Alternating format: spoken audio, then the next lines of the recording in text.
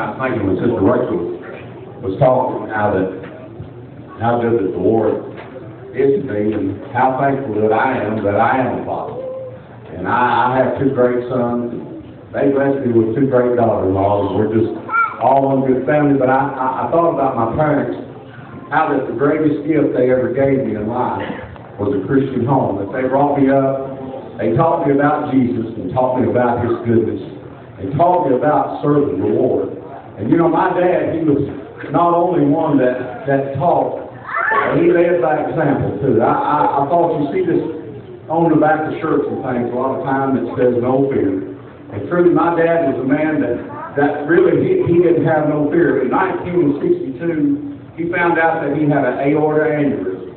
And at that time, the doctors told him he could never do another day's work, he could never climb another hill. Said that, you know, if he just sat down and take care of himself, he might have a few years. They didn't know, but they said no surgery or nothing could they do. He was a veteran, and so he checked to see what he could get as far as disability. And that time, he could get like $105 a month. And there was 4 of us kids still at home. And he told my mom, he said, there's no way that we can live on that. He said, I'm going to just go back to work and leave everything in the hands of the Lord. If it's His will for me to live, I'll live, and if not, I'll still be all right. And he was a logger by profession, is what he done. And anybody in here knows him, my brother-in-law Roger, well, anybody around ever saw him, he would go to work, and Brother Roger knows what hard work for log was is.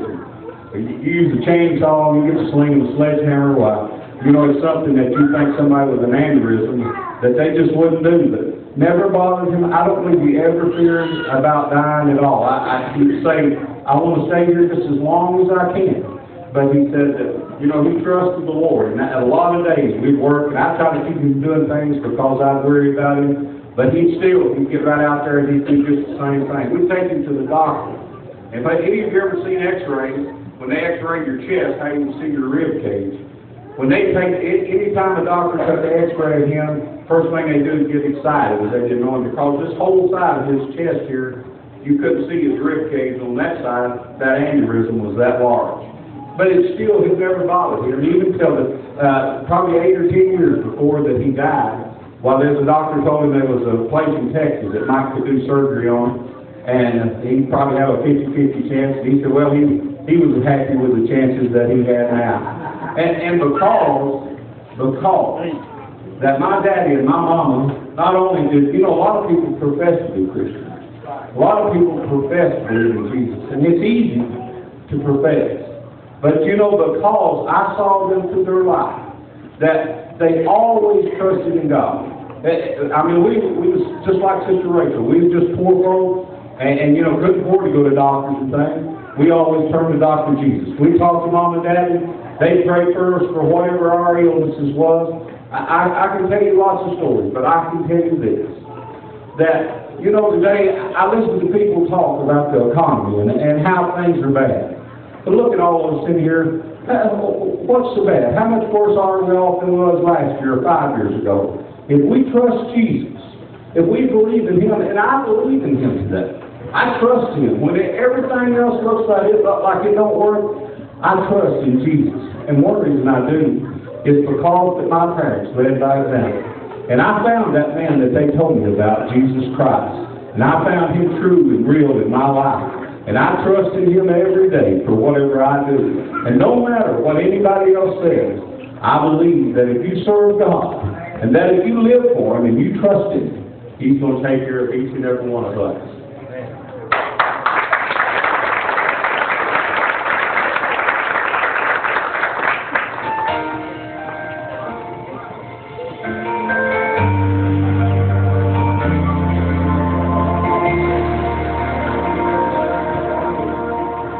Stood beside the bed of a dying dear old friend, talking about what Jesus said, how someday we'd live again. He held his Bible to his chest as he slowly slipped away. But before he took his final breath, I heard my daddy say, it's true, I can hear the angels singing, it's true. Heaven fell, I can see the face of my Jesus. He's coming for me. It's true.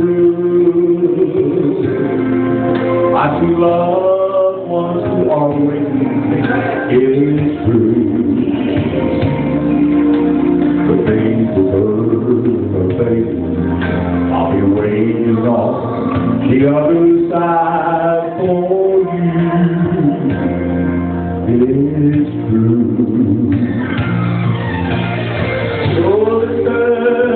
Come a day when death will call for the key. They will put my body in the ground. That's not where I'll be. When I face those busy hours about what lies ahead, I'll just think about my dear old dad and the last words he said. It's true. I can hear the angels singing. It's true.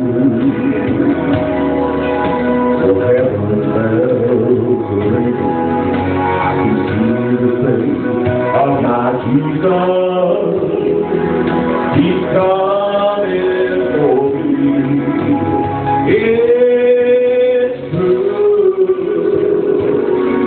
I see loved ones who are waiting. It's true. Things are fading. I'll be waiting on the other side for you. I'll be waiting. Dad, I sure do miss you. And I just can't wait to see you too. It's true.